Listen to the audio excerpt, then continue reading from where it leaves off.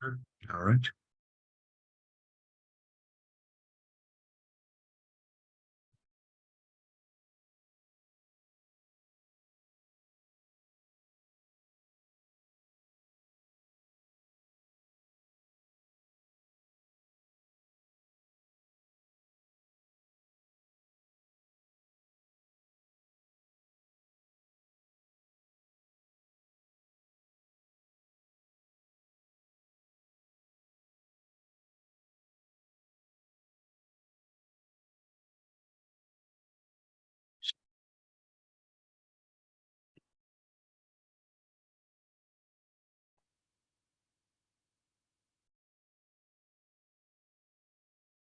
All right.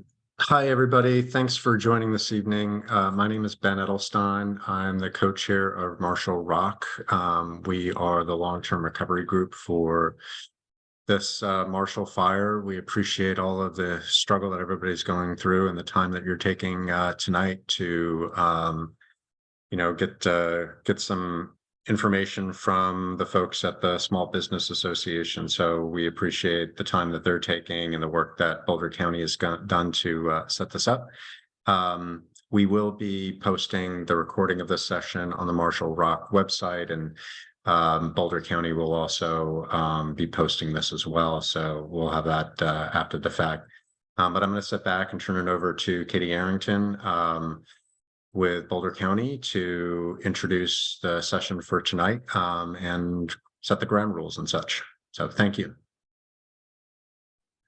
Thanks, Ben, and thanks, Marshall Rock and Ben, for hosting tonight.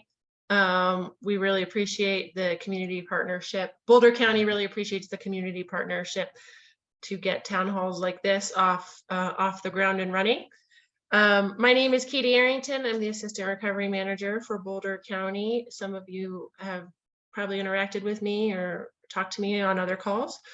Tonight, we have our main speaker for the night is Alex Contreras with SBA. He will be running through a presentation. Dave Bowman from DOLA, who you may have seen on the HRP town hall recently, will also have a slide or two in the presentation. And we have 3 other SBA experts from SBA on the call and the panelists, James Goodson, Erica Rivera, and Yolanda Stokes, who will all be able to provide some questions and subject matter expertise if they need to. Additionally, we are offering live interpretation of this session in Spanish. So if Spanish is your primary language or the language you're more comfortable with, if you go to the globe on the bottom and you click on interpretation, you can click on English or Spanish. And if you click on Spanish, it will be live interpreted for you. Our presentation, the speakers may speak a little bit slower so that the interpretation can happen accurately and succinctly. And so that's the details of the presentation. We have some questions that we got in advance from the registration form that we'll ask the presenters at the end. And then we will also field some of the questions that are coming into the Q&A during the presentation. Our suggestion is, if you can wait till the end to ask your question, wait till the end, because it might get answered in the Q&A. I mean, it might get answered in the presentation while you're typing it into the chat. So we're going to try to answer all the questions, and it might be easier on you if you can focus on the meeting and then ask your questions at the end. And we will have time to answer questions and get people's needs met. And just as a reminder, we're not going to be answering questions about specific cases or options, and we'll have some follow-ups options for you after the meeting if you need some specific case follow-up. So I'm going to hand it over to Alex with SBA, and we'll get this meeting started. Thank you all for being here, and thanks SBA for the partnership. Oh, sorry, one last thing. I just want to thank the members of the Unincorporated Boulder County resident group who gave us a lot of the questions that went into the SBA presentation, and the partnership of Superior Rising and Marshall together, because we wouldn't have had this town hall without the pushing of the community. So thank your community leaders, and we're really appreciative to have them in collaboration with us all the time. Real quick, I just wanted to encourage folks to please use the Q&A panel when you do ask your questions. The chat should only be used for any meeting like webinar administration questions. So just wanted to throw that out. Thank you. Thanks, Ben, for that reminder. All right, we're going to pass it over to you, Alex. All right, thank you very much, and good evening, everyone. Thanks for joining us. I just want to say, if I do speak too fast for the interpreters, please just let me know to slow it down a little bit. And then also for those of you who are watching the presentation, you know, we're going to go. If some of the information at the beginning seems like information that you have heard before, trust me, it's going to build up until we get to the later phase, which many of you are probably in, where you have already been approved for a loan and you're now going through either the closing process or the disbursement process, waiting on the subsequent disbursements of your loan. We will get through all of that. And then, like we said, we'll answer questions. You know, thank you to the team who provided those questions to us in advance, because we did bring the subject matter experts onto the call to help field those questions after we get through the presentation. So just stick with us, but we're going to get through this presentation and look forward to the questions at the end. So let's see here. So each year, SBA provides billions of dollars in affordable disaster loans, homeowners, renters, businesses, and nonprofits. These loans can help disaster survivors to repair or replace disaster losses that are not fully covered by insurance or other recoveries. And so this is something that you might hear me repeat later on in the presentation. The disaster loan funds can only be used for losses that are not covered by other forms of assistance, and that includes insurance, grants, or even other loan programs. The loans can be used for real estate repairs, personal property replacement. For small businesses, it can be used for economic injury, which is working capital. For businesses, can also be used to replace machinery and equipment, furniture and fixtures, and other business property. So the types of loans that SBA provides, you can look at them in two main categories. There's the business loans and then there's the home loans. So on the business side, we can provide up to a maximum of $2 million for any combination of a physical loss or economic injury, which again is the working capital. On the home loan side, we can provide up to a maximum of $200,000 to repair or replace the primary residence, and then up to a maximum of $40,000 to replace personal property. There's also additional assistance that's available if you want to do protective measures, which we call mitigation. So you could receive up to 20% of the total verified physical damages, and for homeowners that would cap out at an additional $200,000. And so that's on top of the maximum for the real estate repair. So if you were to get the maximum amount for home repair and the maximum amount for mitigation, that's $400,000, not including what you might get for personal property. So we have several, unique things about the SBA disaster loans that are included in the program in order to help make it affordable and to help make it flexible and help disaster survivors recover. So the first thing are the interest rates are low, and I'll go over specifically what the fixed rates are for this disaster in a later slide. The terms are longer in order to keep the payments lower. So typically the terms are either 15 or 30 years. I think most loans we approve are at the 30-year term. There is possible refinancing eligibility of existing mortgages. That also has a maximum of $200,000. Funds can also be used to relocate. So we sometimes have borrowers who choose to use their eligibility to purchase or build at another location instead of the same damaged property. Again, mitigation is another form of additional assistance that you can get through the disaster loan. And then there's also contractor malfeasance up to a maximum of $200,000.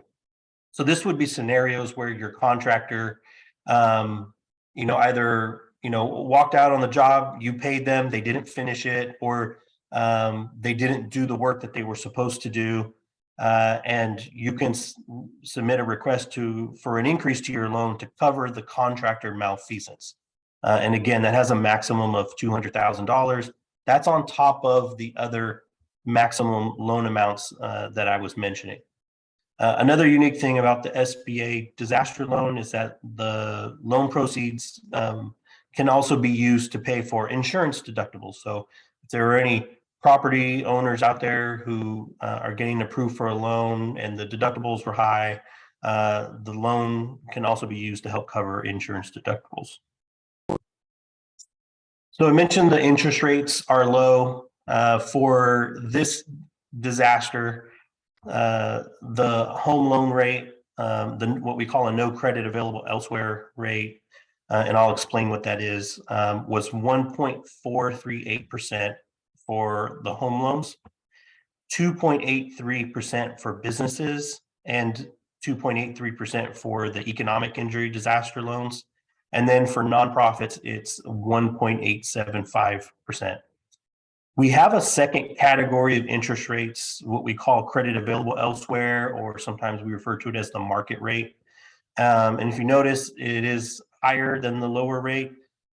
This is something that in the Small Business Act, so by statute, we're required to determine if a loan applicant has credit available elsewhere.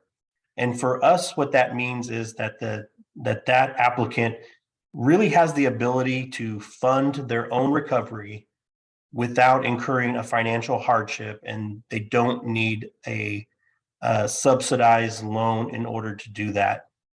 They still are eligible for the loan. They still qualify because they had damage in a declared event, but they have more than sufficient cash flow, available assets compared to the amount of damage that they had, and they have a high credit score. So in those cases, somebody could easily either use their own assets or credit from a private lender on reasonable terms to fund their recovery.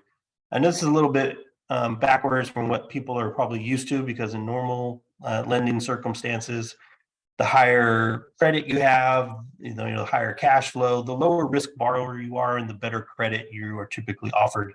The better interest rate you're offered by the lender. But for a federal disaster loan program, it's really based on need. So the other thing I'll say, though, is most of the loans that we approve are at the lower interest rate.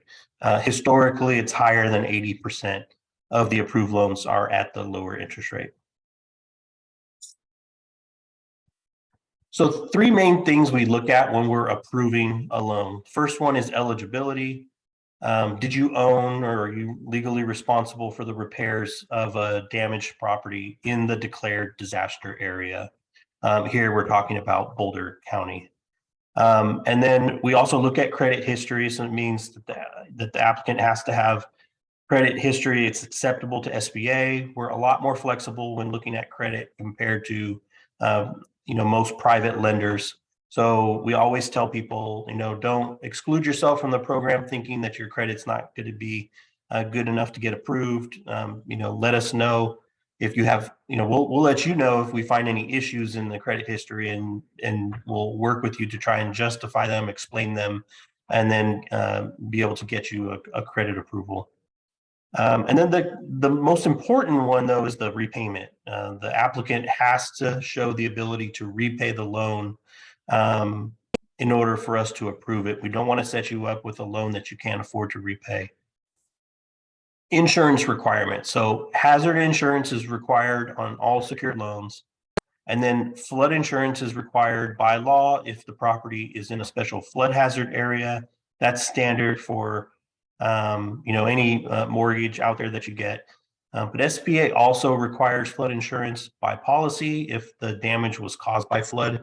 Now, this is a wildfire and straight line winds event, so we're not dealing with the flood by policy requirement, but it's just something that we share with people just to let them know, the way we look at approvals and how we require flood insurance. So the typical process for an application goes like this. The initial one is, of course, you apply for the loan. Start by registering at disasterassistance.gov with FEMA. After that, you're referred over to the SBA. You complete your SBA application. Our application deadlines are typically 60 days from the date of the declaration date. I believe there were some extensions to that for this declaration, and our application deadlines mirror the application deadline for FEMA. So those are always the same. Whatever FEMA's registration deadline is, we're going to match our physical damage loan application deadline. And then for small businesses who are seeking economic injury, that application deadline is 9 months from the declaration date. Once we get an application in, we will contact the applicant to do a property verification, and this is typically done over the phone, what we call a desktop verification. Our team will make an appointment with the applicant, discuss the property using some other third-party resources, come up with a dollar amount of what it costs to make all of the repairs, and that's really the starting point for the loan. Now, for this disaster, I know at the onset, our estimates were coming in low, and so I think it was around the April timeframe. We came out with a policy to adjust the multiplier so we could increase the damage estimates, and that way it would increase your eligibility. Because what was happening was, when our estimates are low, and then you're also receiving insurance, it's covering the entire amount of your loss, at least according to the initial estimate, and then there's no room left for us to make a loan, and your real expenses based on the contractor's estimates are higher. So the other thing that we do, and this occurs in all disasters, is our initial estimate is just that. It's the initial estimate that we're coming up with based on square footage of your property, based on the other characteristics about it that we know, and then based on the answers that you give us describing the kind of damage that you had. And it can be adjusted based on the location of the property and what the rebuilding costs are there. But things happen after a disaster. We sometimes see rebuilding costs spike. And this definitely occurred for the Marshall Fire, especially during COVID, where there were supply chain issues, rebuilding costs and supplies, and labor shortages, and all of that caused things to go up. And our initial estimates just weren't matching what they should have been. So in those cases, it is a little more extreme for this disaster than we've seen in others. But in those cases, we depend on the contractor's estimate to review and then adjust our damage assessments accordingly. So once the application is in processing, it can take up to 2 to 3 weeks to get a credit decision. And then if it's approved, we will send the loan closing documents to the applicant, and then typically within 5 days, you're getting an initial disbursement. Now, the initial disbursement is up to our unsecured loan limit, which is $25,000 for physical damages, and it's $25,000 for economic injury for those small businesses. And then after the initial disbursement is made, we request the borrowers to send in contractors' estimates and receipts of how the other funds that they've received have been spent towards the rebuilding project, and then we will schedule the subsequent disbursements. And so what we don't do is send you all of the money all at once, and there's some good reasons for that. First thing, doing the disbursements in increments is a good internal control for making sure that the property owners are actually rebuilding the properties and they're not taking the funds, walking away, leaving behind damaged and blighted homes. You're able to use your eligibility to relocate, but we have to know that, and so that way we can secure the loans with the new properties. So doing it in increments is a good control to make sure that the money is being used as it was intended to rebuild that property. And then the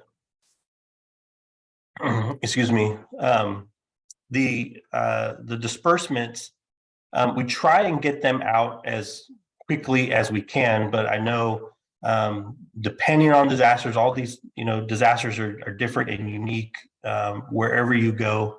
And sometimes there can be cause for other delays. And so I'm going to talk in some later slides about what typically happens through the disbursement process and what those deadlines are and what we can do as far as extending deadlines or reactivating files in case anything changes with your loan if you do come up against a deadline.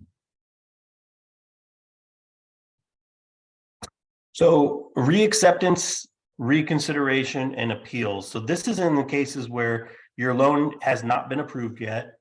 In some cases, the applicant or SBA may withdraw an application. We typically, this typically happens when there's not enough information or there's missing documentation that we need in order to be able to make a credit decision. We need to, we're missing some kind of, some form of information or document that would allow us to either make an approval or a decline decision on your loan request. And until we get that, we can't move forward. So either the applicant will ask us to withdraw, that way it gives them more time to, get the information that they need, or if they're not responding or just unable to provide it to us, SBA might withdraw the application. If that happens, we always put it in writing and send you a withdrawal letter. And in the withdrawal letter, it will inform you of the steps you need to take to request a reacceptance. And you have 6 months from the date of that letter to make that reacceptance request. On declines, you have 6 months from the initial decline to request a reconsideration. And those decline letters include the reason for the decline, and then they include what you will need to provide to us along with that request in order for us to reevaluate it and hopefully get to an approval. Now, if your reconsideration, which is the second processing decision, is also declined, then you can make an appeal, and you have 30 days from the second decline to make that appeal. And again, it should be in writing, and you should provide whatever new information or justification you have that might overcome the previous decline decision. Loan closing deadline. So if your loan has been approved, we will send you your loan closing documents and what's called the loan authorization and agreement. And so borrowers typically have 60 calendar days to sign and return those documents and to satisfy all requirements that we need in order to make the initial disbursement, which I mentioned before is, typically up to a maximum of $25,000 for the initial disbursement. If we don't get those documents back within 30 days, we send a reminder. If we don't get them back within 14 days of that deadline, then we will notify you that we may cancel the loan or cancel the undisbursed funds. If the loan closing documents were not returned and the loan is canceled, the borrowers can request a reinstatement within 6 months from the date of that cancellation. So, and this is not that uncommon, like I was mentioning before. We're seeing more and more disasters where the rebuilding phase is taking longer. Sometimes, and especially the case in wildfires, where the debris cleanup might take quite a while because you're dealing with, hazardous materials and dangerous conditions there at the properties when you've had total destruction of the properties. Just that stage right there takes longer than it does for other disasters like maybe a tornado or a flood, where you're really you can get to cleaning up almost at a much faster rate. So and then also you might face shortages of contractors and labor. You might face delays in getting building permits. You might face delays in getting your insurance settlement. Some borrowers choose to wait on the insurance settlement before they go forward with the loan, even though you don't have to. SBA will still approve and disperse your loan even when the insurance is still pending. But some borrowers decide they want to wait for the insurance. All of those things are just different reasons why there might be delays. And so, it's easy to see how borrowers can come up against these situations where they can't return the loan closing documents within 60 days. And if you request for us to extend it, we'll do everything we can to do that, just to make the process easier. But if there's no assurance that an extra 5 days or a week is gonna help you get the documents into us quicker, then the easier solution might be to cancel it and then just come back and request the reinstatement. That's a simple thing that we do often. So disbursement period and extension. So in general, borrowers are required to arrange for the disbursement of all the loan funds, so a full, getting the full disbursement on the loan within 6 months from the date of the loan authorization agreement.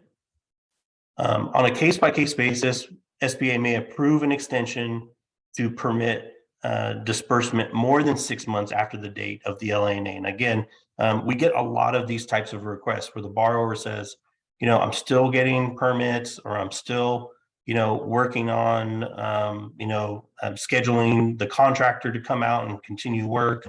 Whatever it might be, they're not prepared within the 6 months from when they sign their loan closing documents to get all of the disbursements, and they request an extension. And we do that often. The key thing is to just, communicate that with your case manager, and they will work with you to extend out the deadlines based on your situation.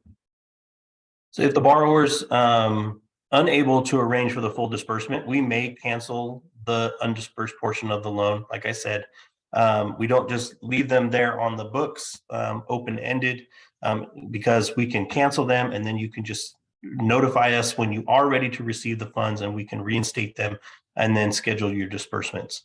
So one of the reasons the other reasons we don't, disperse all of the funds to you at once is the interest begins to accrue on your loan when it's dispersed. And so it really wouldn't do you any good if we were to disperse all of the funds and then you're accruing interest, but you can't use them because you're still unable to begin the rebuilding process, which is another reason for waiting until you're actually ready, and then we disperse them, and then at that point, then the interest would start to accrue. So I'm going to talk a little bit about loan repayment. So the initial payment due date for this declaration was 18 months from the date of the loan note, which means the date on your note, the initial payment doesn't begin until 18 months later. As I mentioned, the interest accrues on the dispersed funds only. The interest does accrue through that initial payment deferment period. So borrowers are encouraged to set up a My SBA loan portal account, and we have the URL there. It's lending.sba.gov. So you can view your loan details, including the principal and interest breakdowns. You can schedule payments, and you can also access and download your statements.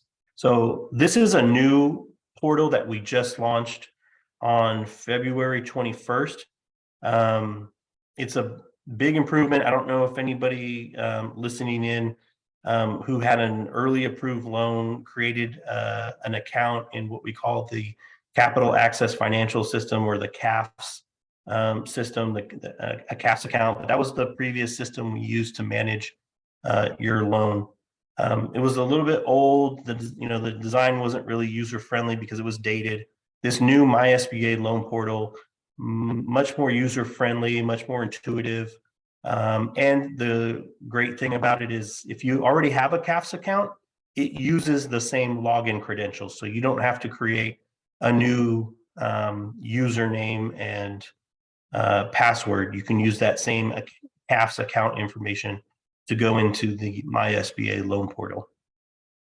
And then in the My SBA loan portal, as you go through the servicing of your loan, there's a messaging function in there. So in the future, if you have any servicing needs, like you need help with a payoff, or you want to look at doing a subordination or a lien release or something like that, there's a messaging function in there where you'll be able to communicate with us in a safe and secure portal, and we can respond back to you, and then you'll have a record of those communications back and forth. And so for any help, if you need any help in setting up that My SBA loan portal, it has its own customer service information. The email address is cls@sba.gov, or if you're having trouble creating your account, you can contact the 1-833-572-0502 number.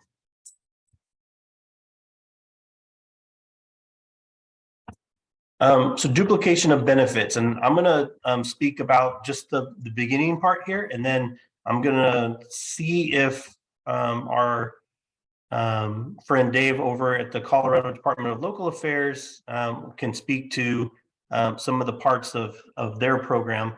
But I do think this is important to mention, because in a disaster like this, there are multiple recovery programs, there's insurance, and all of the federal programs have a requirement to avoid duplication of benefits. FEMA has a requirement, SBA has the same requirement, and HUD's Community Development Block Grant Program also has a requirement to avoid duplication of benefits. But there might be slight differences in how they determine what's a duplication of benefits against their program for other assistance. So borrowers for the SBA loan, the borrowers are required to notify SBA if they receive additional recoveries for their loss from other sources, including federal, state, and nonprofit sources for rebuilding. So that means, and this is in your loan authorization and agreement, if you get assistance from another program, whether it's insurance, a grant, a loan, whatever the source might be, you should notify SBA, so that way we can determine if it is in fact a duplication. If it's not, then we will let you know, and then there's nothing to worry about. But if there is, it may affect the amount of your loan. And if we haven't fully dispersed your loan yet, then it's great. We can adjust it. You can keep the other assistance that you got. But if it is, then we may need to work on making some type of an adjustment, and we will work with you. We will work with that other program to try and make that as painless as possible.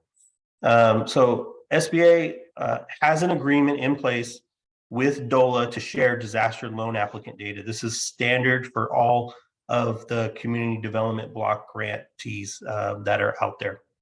We share the applicant information securely with them, so that way they know the application status, if we've approved the loan, how much was it for, what were the intended use of proceeds, and that helps them determine quickly if there's a duplication of benefits, rather than them having to put the burden on you to go and produce documentation back and forth between the different programs. So instead, we share the data with them directly, and then they notify us later if there's an award amount that might also be a duplication.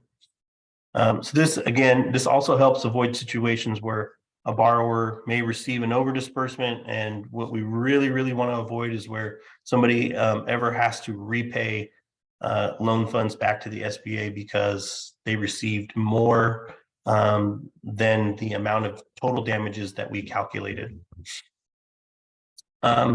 Standard Stafford Act definition for duplication of benefits is a DOB occurs when a household receives financial assistance from multiple sources for the same purpose. Is more than the total need for assistance. And so, like I mentioned, all of these different programs have their own statutory requirements to avoid duplication of benefits. The Stafford Act is the legislative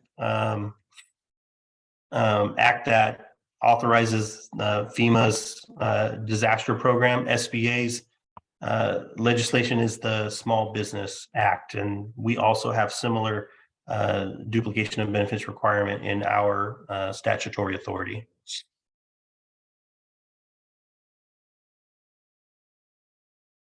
So I'm going to pause here for just 1 second and see if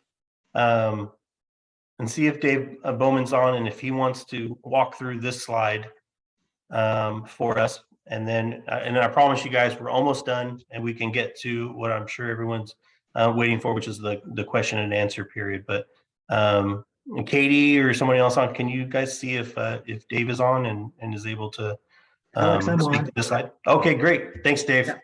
All you. Sure. Great. Yeah, and one thing I want to emphasize on the duplication of benefit is there's some sort of a misnomer sometimes, and if you receive funds from one source, you can't receive funds from another source. That's not the case. As long as those total resources are not more than the need, then you're fine. With the Colorado Housing Recovery Program, we basically have two tools, and how duplication of benefit is treated is different for the grant portion, which is the forgivable loan, versus the loan portion. And there's been debate since Hurricane Katrina about a loan being a duplication of benefit with a grant. And in previous disasters, they were treated the same. But in this case, we are following a different set of rules that have been allowed since then, where the SBA loan does not have to reduce your grant. However, the reverse is not true, in that the SBA is still going to look at that grant assistance now as closing that unmet need. Now, if your unmet need is still over the $200,000, then it's really not going to impact your SBA award. But if your gap reduces because of our grant money below that threshold that you borrowed, then they probably will come back and say, well, now, according to your contract and everything, that you're covered. So they might reduce the loan on the SBA side. And again, we are constantly working back and forth. So if you do get our money, it's probably a good idea to contact your loan officer over at SBA and vice versa. Now, when we talk about the loans, if you're in that category that's less than 150% of AMI, you're eligible for some grant funds, but you can also get a loan on top of that. And again, the same rule applies. If your total assistance with that extra $50,000 loan exceeds your gap, then there may be a reduction in one or both of the loans to come up to the total unmet need. Now, if you're greater than 150% of AMI and you're not eligible for the loan, you're not eligible for the loan if you already have an approved active loan with the SBA. And one thing I want to explain on that is that's not a duplication of benefit rule. That's a policy decision that we made. But I'd strongly encourage you, if your loan is canceled and you're approved, I would encourage you to get the SBA loan reinstated for two reasons. One, it's a lot more money, and the interest rate is slightly lower. There's not a big difference. But both of these loan products are a really good deal. I mean, if you were to try to go out on the market and get a construction loan, you're probably talking at about 4% instead of 1.5%. So if you look at that over the life of the loan, you're going to save about $24,000 with our product and about 4 times that with the SBA product. So I really encourage you, if you're thinking, do I want the state money or the SBA money? The SBA is a better deal because you can get a larger grant, for one. And again, the interest rate's slightly lower. And the reason for that policy decision is the legislature did not give us a lot of money for this program.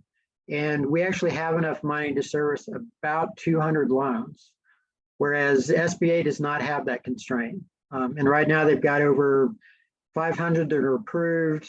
About half of those have been canceled. So I don't know to what extent those will be reinstated. But again, want to strongly encourage, if you are approved and you can undo that cancellation and move forward with SBA, that's your best option. But again, if you are canceled, we will not consider that as a DOB because you do not have access to those funds. And we will award you the state loan. And maybe that's in your best interest if you only need $50,000 instead of $200,000. But again, for every loan we give out, there's somebody else that might not get a loan, which is why we're not encouraging people to try to double dip in those two programs. If you have more questions about our program, we have the website listed here. Feel free to reach out. And with that, I think we can advance to the next slide.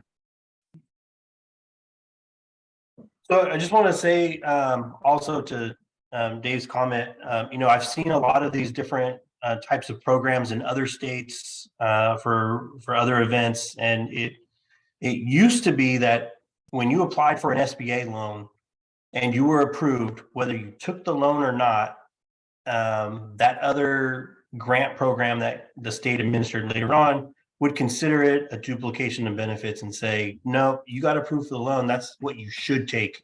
And they really wouldn't give you much of an option at all.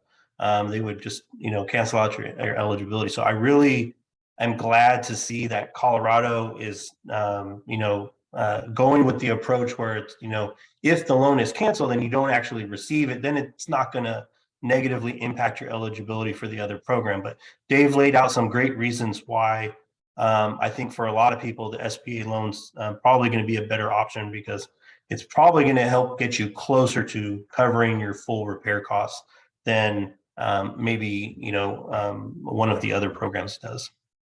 So this slide here, this is just the general customer service contact information. I'm sure many of you have seen it and probably have used it before, but just in case you need it again, if you ever get stuck, on some kind of a question about the disaster loan program and you want to contact us directly, just call our 800 number, or you can email us at disastercustomerservice@sba.gov. But we have also agreed to work more closely with the county, and that way we can provide some additional help to them on answering questions. So I'd also encourage you to use the local programs and case managers that have been set up to assist you guys, because they have been really great about reaching out to us and trying to get more information and trying to understand how to navigate this program and to assist the property owners. So hopefully you guys will see some improvements in the response times there, and we can get some more of these funds out for you. And with that, I think we're ready for questions.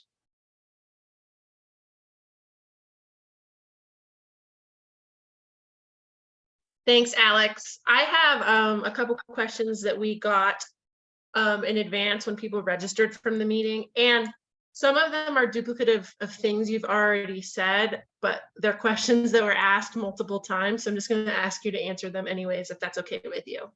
Okay. Great. So is there a deadline to apply for SBA loans for Marshall Fire? Yes, and the deadline to apply has already passed. I'm sorry, I don't know what the deadline is. That was the one thing I didn't include in the slide deck. We can make sure that you guys have it and share it out. But if you haven't already applied for your physical losses, that deadline has passed. We typically offer like a grace period afterwards, but it's usually like 1 to 2 months. We're well past that now.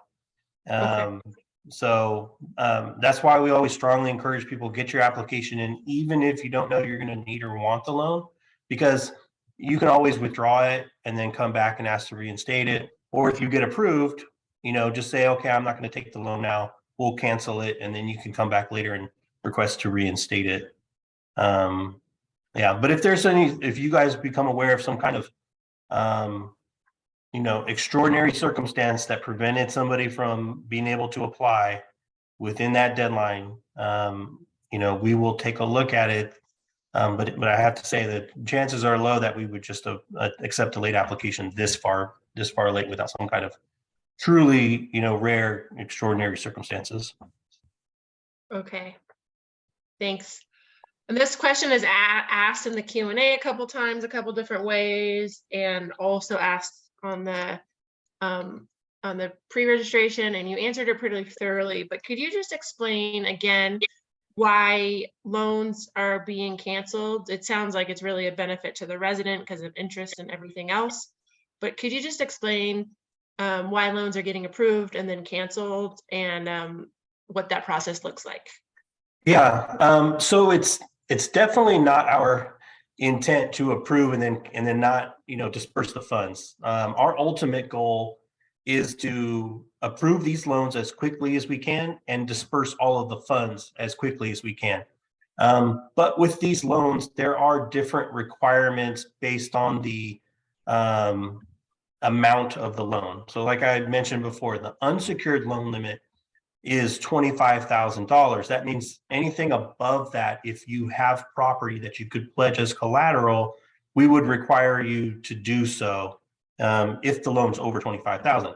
But along with that comes additional requirements. Now we have to secure a lien against the property, and so there's other things. Also, there's insurance requirements. So borrowers are required to obtain insurance policies and might have to set the policy limits to the correct amounts. And then for loans that are, a higher dollar amount, there's also going to be permitting issues also. And so a lot of these things are sort of like they're outside of our control as far as being able to assist the borrower in getting those things faster, right? Permits are outside of our control. Dealing with the insurance company, that's outside of our control. Being able to secure the contractor that they want and they're comfortable with and stuff like that. And then being able ultimately to produce receipts also outside of our control. Canceling the loan, it sounds a lot scarier than it is. And I know that's not probably going to bring comfort to a homeowner who's trying to rebuild and repair the home so they can get their family back in as soon as they can. But, canceling it, I know the first thing that comes to everyone's mind is, well, it's gone now, right? You canceled it, I can't get it back. But that's not really the case with these loans. When we cancel the undispersed funds, it's more just like deactivating them. And the borrower always has the option to come back to us, ask us to reinstatement when they do have those requirements met. So the follow-up to that question is, what does the reinstatement process look like? What if people have missed the 6-month deadline? And what if people aren't looking at figuring out full rebuilds until 2 years later? Does that do you do reinstatements every 6 months? What does that process look like for these long build timelines? Yeah, and for that question, I'm going to actually ask Rob Goodson or Erica Rivera, who are some of the subject matter experts we brought from our processing and disbursement center. They work on the accounts team who actually handle all of the disbursements for the loan. And so Rob and Erica, if I could get one of you guys to explain for everybody, how the reinstatement process works and what's sort of like, what's our recommendation if they're thinking it might go longer than 6 months, like already just being able to read the landscape. They're anticipating, that it could take longer. Should they just wait past the 6 months, or should they be trying to request a reinstatement as within the 6 months, and then have to request a second one if necessary. Hi, everybody. This is I'm James Goodson. I'm the head of the accounts department at the PEC. Like Alex said, reinstatement is really, I used to tell people it's really just putting your loan funds on hold for 6 months. In a case where, like we have here, many people are having to rebuild, or it's going to be an extended rebuild time, we tell everybody that's fine. We can cancel the loan. And then you can come back in 6 months. But even if you're not ready at 6 months, come back and tell us and give us the timeline, because what we want to do is stay in touch and in contact with you, so that it shows that you're trying to move forward. We understand that there's going to be delays, whether it be contractors or permits or things of that nature. And we differentiate between those who are really trying to move forward and those who just kind of drop off the face of the earth, and maybe don't want the loan. And again, we're trying to make the loan. We're doing everything that we can to make the loan and get the funds dispersed. So the first thing is, you're going to get a letter when the loan's canceled. It's going to lay out the procedures and the steps to ask for reinstatement. If you come up on that 6 months, go ahead, send something in, get back with your case manager and explain the delay, so that we can either get some type of an extension or a reinstatement. One thing we didn't really cover in here is, there is an extension that sometimes we grant, that's in here. If you're actively trying to move forward with your loan and you're just hitting some roadblocks or delays, we can, in certain cases, extend the loan without having to cancel it. It just depends on what the best situation is for the particular file that we're working on. And then I think I saw a question in there about why we do this and why we try and make the loan quickly and only cancel. Well, we're trying to put the money out there as quickly as possible. But if the loan gets extended, the one thing we've got to remember, when the loan gets extended much past a year, we start to fall into a category where there's certain steps we have to do on our end to, in a sense, reprocess the financial part of the loan.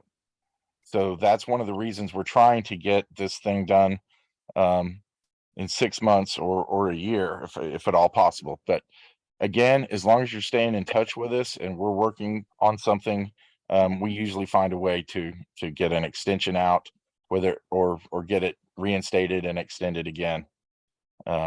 Hopefully that answered your question. So there's a sub question in there that I think I heard the answer to, but just to double check, if people have already applied, they didn't miss the SBA deadline, but they did miss the 6 month reinstatement deadline, do they still have an opportunity to reach out to their case manager to talk about reinstatement now? Yes, they can always submit. A request. It'll be evaluated by the processing department. It's not just the case manager. Okay. And the main thing is, they'll need to put, if they're going to put that in, they need to put in a clear explanation of what the circumstances were that caused them to miss that 6 month deadline. Because if you had a legitimate reason, the SBA is going to look at that, and that's one of our key criteria. Alex, could you have your slide, the last slide on the page, be the one with the contact information? Thanks, Alex. Yeah. So these are a couple more general questions, and I'm really glad we have the subject matter experts on the call. Does securing a home equity line of credit affect eligibility for SBA? I can take that one. We're not a collateral lender. So we will, whatever liens you have on your home, we'll line up behind them. You don't have to pay them off. It depends, and as Alex said earlier, there are certain circumstances you might be eligible for refinancing of some of that. That depends on how your loan's processed and your financial repayment abilities. So, but no, it would not prevent you from getting a loan. Okay. And then how can I get SBA to change my initial valuation? That would be, you would need to request a re-verification. If, as Alex said earlier, we come out and we verify, but we are the first to understand that what we say something costs today may not be what it's going to cost you in 6 months. And as we all know, with inflation and contractor shortages, there may be a significant overrun. So you can ask for a re-verification, and they'll come out and take another look to see if you have additional damages. The best thing for you to do, if you're going to ask for them to do that, is provide additional estimates or receipts, something to prove that or back up what it is that you think the valuation should be. Okay. Thank you.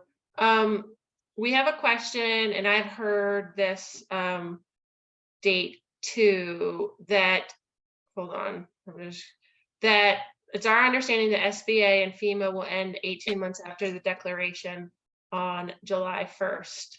We can appeal now.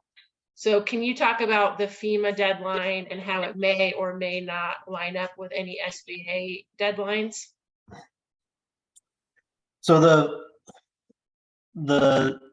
I mentioned this in the presentation. FEMA's registration deadline for their program is aligned with our application deadline for physical damage loans.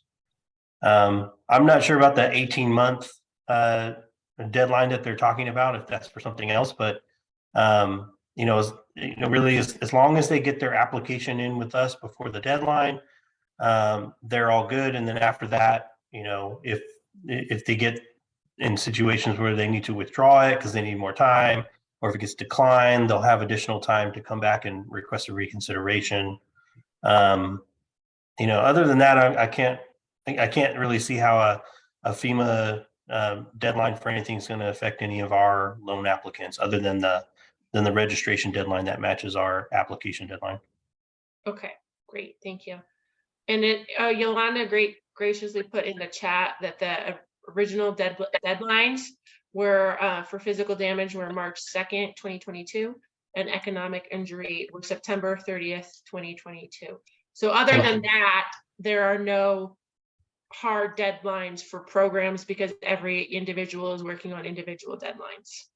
Yeah, exactly. And the other 18-month deadline I mentioned was the initial payment deferment. So that's based on, like you said, it's individual. It's based on when the loan, on the date of the loan note.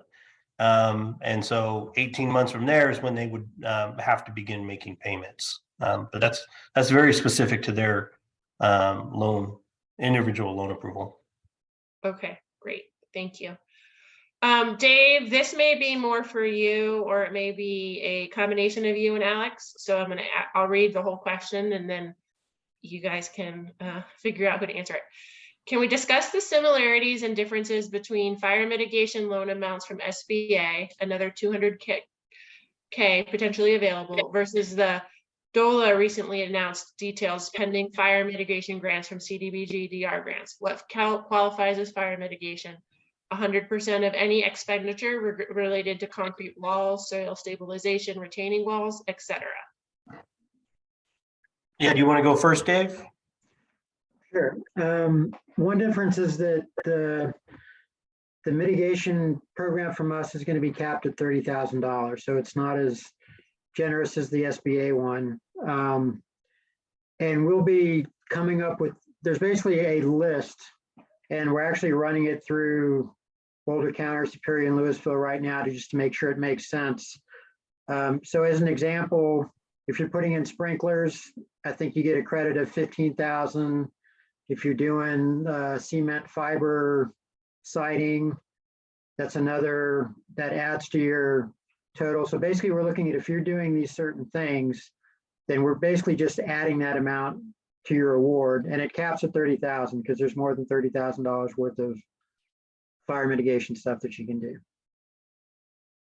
Yeah, and for SBA, we don't have a hard list of what qualifies as mitigation.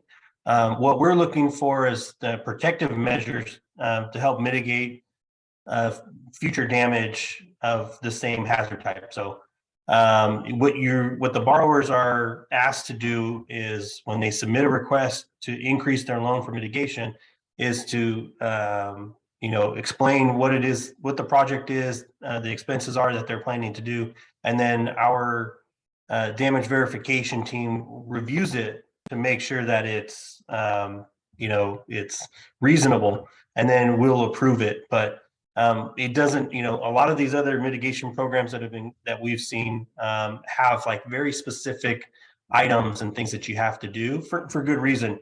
But the SBA loan program isn't currently set up that way. So a lot more flexibility, I think, in what might be considered or what we might be able to approve for mitigation. The key thing is to, contact us and let us know what it is that you're wanting to do, and we can see if we can approve the additional assistance. Dave, I have another SBA DOLA question for you that I think you're also working on answering, but there's a lot of nervousness from residents in general about taking SBA money, getting the grant, hoping to get the grant from DOLA and having SBA cancel each other out. Can you talk through what that looks like for individuals? Yes, you should apply for both. And as I indicated in my slide on the grant portion, if you're at less than 150% of SBA or of AMI, it does not change what you're eligible for. If we can fill that gap with grant money, particularly if you're at that lower income threshold, we want to fill it with grant money. So it might reduce your SBA loan that you have to pay back, but it's not going to impact the amount you're eligible for in the grant. Now, keep in mind that the grant itself is still capped at your gap. Like, we can't give you more than the gap indicates, but you should absolutely apply for both. And then if SBA and DOLA both want to pay last and you qualify for both, who pays first? That's going to be a very rare situation, because that means that you're less than 150% AMI. You still want to take the traditional loan, and you were approved for the $200,000 for FEMA. So very few of you are in that category. If you are in that category, I know from the state's perspective, we don't care if we go in first or last on the traditional loan. Thanks, Dave. Alex, there's a couple questions in here about not getting the initial $25,000 disbursement after filling out the paperwork. Can you address that? Yeah, in fact, I'm going to ask Rob to probably field that one. So it's not just the signing the loan closing documents. There are some other requirements that may be included in order to get the initial disbursement. Rob, can you walk through what some of those might be and what maybe some people were missing and that might have caused them to not get the initial disbursement right away? Yeah, gladly.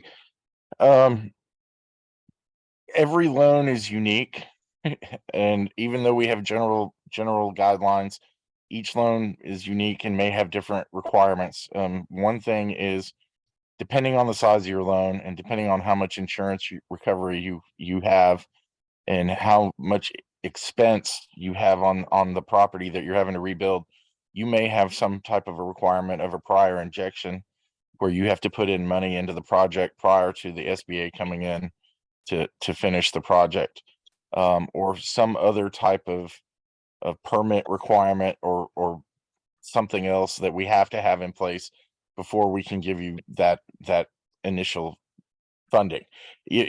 For example, is if your loan was entirely for reconstruction and you don't have the building permit or what we need at that point, we might not be able to give you the 25 right up front. It just depends. We would need to see the specifics of whatever loan it is, and we are always glad to take another look at it. So if you have a question on that, call your case manager or send us an email, and we will gladly take another look at it to see if because again, our goal is to try and get as much money to you as soon as possible. But like Alex said, there are a number of requirements such as prior injection, and Erica, maybe you can expand on that. Yes. So, just to elaborate just a little bit more, if it's gonna cost you $1 million to rebuild your property and your SBA loan is $200,000, that's a shortfall that we need to address. Some of you have discussed your loans being reassigned. Some of your loans may be in the process of being reassigned to a couple of case managers who are experts in actually your disaster and what you're experiencing now, and they know different ways where we can help and walk you through some of the ways to navigate our loan program and see if we can get you out money in a more timely manner. The big thing is construction contract and nailing down those construction costs and coming up with a construction plan. But if you look at your loan authorization agreement, if you've turned in your loan closing documents and you don't have those funds, the requirement that is still needed is probably discussed in those loan closing documents. And more likely than not, it is probably the prior injection requirement. But please reach out to your case manager and they can go over those requirements and discuss different ways in meeting those requirements. Thanks, Erica.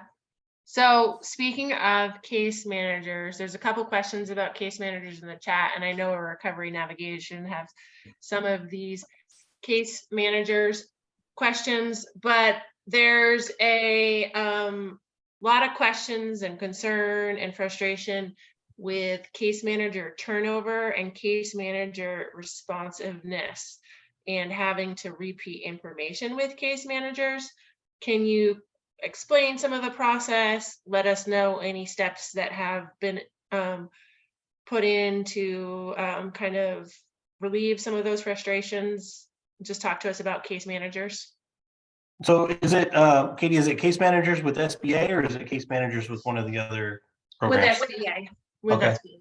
So I'll start, Rob, and then if you could talk about, like the team itself, but just from an agency perspective, and this isn't, I'm not trying to make excuses, but I just want to keep, for context, in disaster recovery, we have to scale up for the events, right? And we're responding to hundreds of disasters around the country. SBA doesn't just respond to the major presidential disaster declarations like the Marshall Fire. We also respond to hundreds of smaller agency declarations also. The other thing we have is from the COVID relief programs. We approved a historic amount of economic injury disaster loans, which more than doubled the loan portfolio in agency history. So we also have teams that are assisting with the close to 4 million new small businesses that are entering repayment on those COVID idle loans. And it's a tremendous undertaking because the SBA disaster loan program is a direct loan program. We handle everything from the loan origination to processing, to the closing and disbursement, and even the servicing of those loans. So the activity that we got from COVID really put a lot of extra work on the teams. And so sometimes in order to manage that, we do have to move teams around, right? So some teams might have to move to help with the servicing side for that COVID, which was really, out of the ordinary, but it did happen. And then other times when we get another large disaster event, teams might have to shift and help there. But I just wanted to let everybody know that's, this happens sometimes. We get one large event, we'll scale up for that. And then as the work becomes more manageable, we'll start to scale back down. But then maybe we'll get another event and then, we'll have to scale up again. Rob, do you want to talk about, the case management part and how people can, navigate that part if they're not getting a response quickly enough? Yeah, I'll be glad to take that, and then I think Erica can chime in after I'm done. But Alex is right. We move people around all the time as we're responding to disasters, but our goal is to respond to every disaster survivor the same and not leave anybody behind. So we may be moving people around, and you may get case managers transferred. Sometimes people leave the agency, and we have to move files around for that. And sometimes we're in the process of hiring, and you may, if you get somebody that's newer that we've just trained, you may unfortunately not get a consistent answer sometimes. But what we've done is we've got senior people on this particular declaration, and we've got people that are highly experienced in these types of loans. So we're putting people in place and have people in place so that we have expertise in this situation. And if we're going to have a point of contact, I'll let Erica talk about that, so that if you have a problem, you can reach out to that point of contact, and we'll get you an answer. And you're again, I'm over the department, so we will get you an answer one way or another, and try and get these files moving. Erica, can you piggyback off of that? Yes, Rob, thank you. So as Rob mentioned, that a lot of you have had your loans reassigned probably in the last few days. Some of you have heard from those new case managers, and that was in an effort to consolidate your loans into one team with a lot of expertise. These case managers working your files have combined well over 50 years of experience. We've trained them, and we've all discussed the problems that have come out in these questions, like the prior injection questions, like your shortfalls, some of the other issues you're bringing up. So they're discussing those, they're sharing those questions and concerns with each other, and they are escalating those concerns and issues up. So there's 3 case managers who are going to be handling these loans, and there's going to be 1 team lead. Her name, I'm hesitant to do this because I don't want to give her like 500 emails coming in tomorrow morning. But if you will wait to hear from your case manager, maybe give them until Monday. And if you need any additional follow-up after that, her name is Dawn Allen, DAWN ALLEN. And she's the team lead over that group. And you can always reach out to that 1-800 number or that toll-free number as well to get additional assistance. But yeah, we have consolidated some files. So unfortunately, that does mean some reassignments, but you're going to be in good hands. Yeah, and what I mentioned at the top of the call is that we've committed to designating a point of contact to work with the local teams who've been assisting, and I know they have their own case managers. So if you're already, working with them also, you could continue doing that, and just know that, they're now going to have a more direct line to us where they can ask questions and they can get assistance, and they can learn also about what's happening with the program, and that's going to enable them to assist people that are going through that channel. But either way works. But like I said, the local community teams have been great about pressing us for some, greater access to our teams, and we're more than willing to accommodate that so we can help speed the disbursements on these.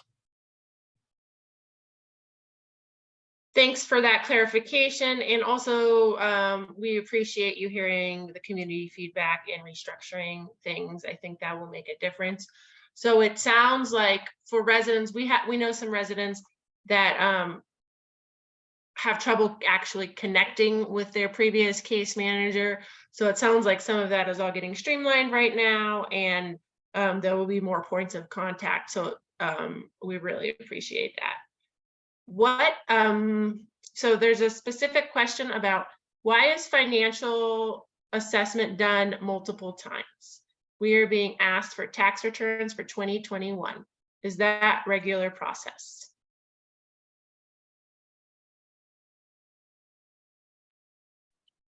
Alex, do you want to talk of that or you want me Yeah, to I'm go not ahead sure. and take that? Yeah, I'm not sure about what scenario they're describing. Do you know? Okay, are you able to take that one?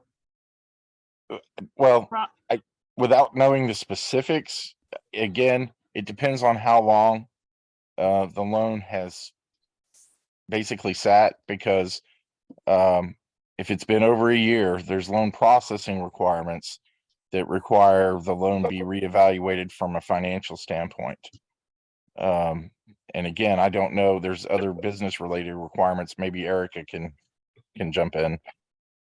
Yeah, that's primarily the requirement. Also, sometimes depending on the increase request, but most of the time it's you've exceeded the 1 year from the original financial review, and a second financial review is required to process either a reinstatement or even an extension request.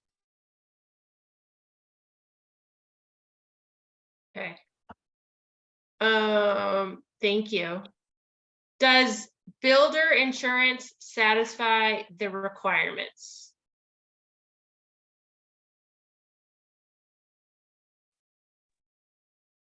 Do you want me to take that one? Sure. If you're talking about the hazard insurance requirements, a builder's risk insurance policy can take the place of the hazard insurance policy. SBA will still need to be named as a mortgagee if it is a secured loan, if it is a secured collateral property.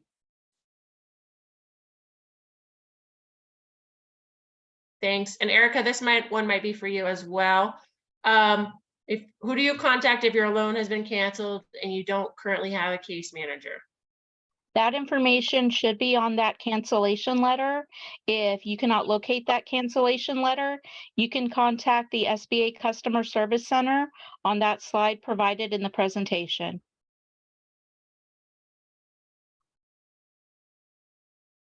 And I just want to note that in the webinar chat, I put my direct email address.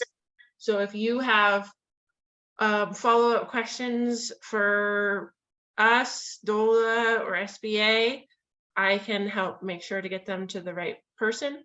So it is karrington@bouldercounty.org.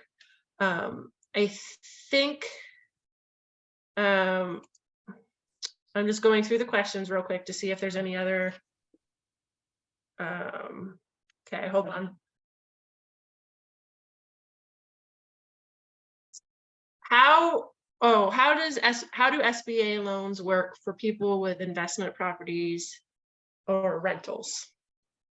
So I mentioned in the screen about the loan limits. For the home loans, the maximum amount is $200,000 for the primary residence.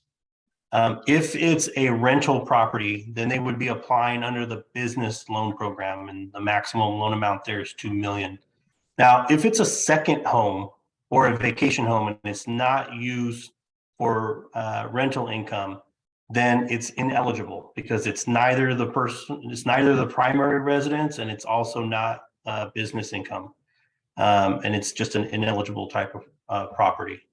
There is also another exception we make is if there is like a close family member who's living in a property. So let's say I have another home and my mother lives there and I allow her to live there, and I don't charge her rent. I could still apply for, or she could, still apply for assistance under the home loan program for that property because it's, it's not a rental property. It's also not my vacation home or my, second home. It's the home that I'm using for a family member.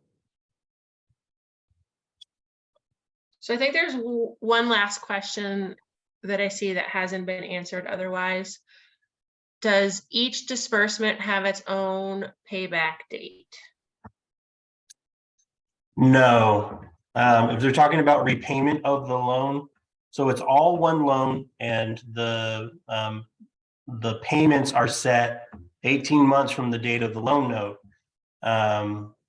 And those will start whether the loan is fully dispersed or not once it comes to that date. Now, if it comes to that date and they need to request an extension, they want to request an extension, pushing back the deferment, that they can always do that. We look at those on a case-by-case basis, but they're not going to have separate loan payments for each disbursement. It's still all under one loan. Okay. Thanks. And then I think this is actually our last question.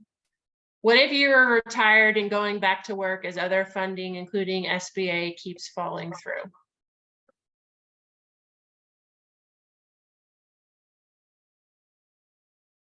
Can you read that question again? Yeah. What if you are retired and are going back to work as other funding, including SBA, keeps falling through? I assume the question means, how do you reapply or reinstate to SBA? Well, yeah, if the SBA loan has, fallen through, like, let's say it's been canceled, then you always have the option, as we've been mentioning, to request a reinstatement. And at that point, if you have, or let's say, here's a better example probably, is if you didn't get approved for the loan, it was declined, but you're going to go back to work and maybe increase your income, and you want to request a reconsideration of that earlier decline decision, you can do that, and we can use, your new income, but there's, you're going to have to provide documentation showing what the new income is, pay stubs if you haven't, if you don't have a full year's W-2 yet, to show that, because we rely on the reported income to the IRS with those tax records. So that's always an option. But the probably the larger question here is, what's the timing of it? Like, how far past are they a decline decision? Are, if they're really far past it and they don't have a good reason for, why they couldn't request a reconsideration within the 6-month period that we gave them, then they're going to have to try and appeal that, and we'll review it on a case-by-case basis. But if it's really far past the first 6-month decline, and we haven't heard from them since, and we may not accept the reconsideration request. It just depends. Thank you. So there's 2 last questions that came in. These will be the actual final 2 questions, because I know everybody, especially community participants on the call, don't want to miss anything, and we did have a 7:30 end time. So can landlords still apply at this date if they did not know it was available to them?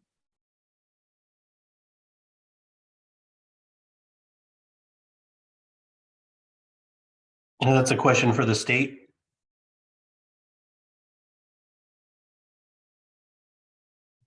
I think it's a question for SBA. Yeah, if we have a land, so let's just say it's a question for SBA. If we have somebody who, says that they did not realize that they could apply, that they were eligible for this business loan program, they've, just heard the news on this town hall tonight, and they want to submit a late application, I would encourage them to go ahead and do that. No guarantee that we're going to accept a late application, but put as much information in there as you can as to why you didn't apply the first time, and maybe if you received misinformation from some source or something like that, definitely just put that in there also. And we might be able to make an exception. I don't know. We have teams that review those late application requests that come in, but just warning, there's no guarantee that we will accept it, but it's just no cost to apply. At this point, all we're talking about is, sending an email to the customer service center, requesting to submit a late application, make your case, and we will review it and get back to you to let you know if we will approve accepting your late application. And then that will give you a chance to apply. Great, thanks, Alex. All right, the actual last question, it's a specific to this person, but I think it's probably, there's many people in this case because of tax filing. So I followed the initial application process because my 2021 tax return was filed but not processed. My application was canceled. My tax return for 2021 has now been processed. Can I resubmit? So I guess this assumes they have met the 6-month resubmittal deadline, but now they have all the information they need. Yeah, I would encourage them to submit a reacceptance, because what happens sometimes is, when we get an application, part of that application is the IRS form 4506 C, and it allows us to pull tax transcripts directly from the IRS. And so when we receive a response back from the IRS, if the tax returns haven't been filed yet, or the processing hasn't been completed, it may look like nothing was filed, and we may withdraw the application because they fail to file. At least that's the way it's appearing. So if the taxes do then get filed later, then they can come back and request a reacceptance, and we'll attempt to pull the tax transcripts again. They may have to re-sign those IRS forms because they're only good for so many months, and then after that you have to re-sign and date them again. But yeah, they can definitely submit a request for reacceptance. Great. So just to wrap up everything, it sounds like the team in SBA has heard some of the concerns from the community and are helping us streamline processes. If you have your loan has been canceled, if you need a reinstatement, reapply, there's exceptions, and nothing's a guarantee, but just reach out for help to me directly if you need it, and I can get you in contact, or reach out for help from one of the new case managers that Erica talked about. And Dave from DOLA has one more chime in about the online calculator from DOLA, and we will wrap up the call. I just want to reiterate our thanks to SBA, and also our thanks to all the participants today with their questions and patience, and helping us get this call together and helping us streamline processes and try to provide everybody with the best public service we can. Dave? Yeah, this is mostly an apology. When we got the question about the calculator, I pulled it down and tested it, and sure enough, it's not working properly. I think they updated it and broke something else. So I will work with Katie and Ben to get the word out, but I do want to emphasize that the SBA loan is not counted against you when we're calculating the grant. And right now the calculator is broken, and we will get it down hopefully tonight and get it fixed and get it back up as soon as we can. And I apologize for the inconvenience on that. Thanks, Dave. Thanks, everybody. Thanks again, Marshall Rock and Ben, for hosting it. And please let us, and we'll get these posted next week, and it'll go up. When we post them, we'll make a notice in the Boulder County Marshall Fire newsletter, and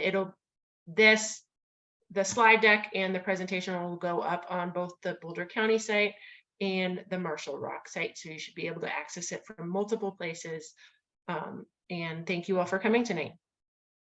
Yes, thank you. We appreciate it.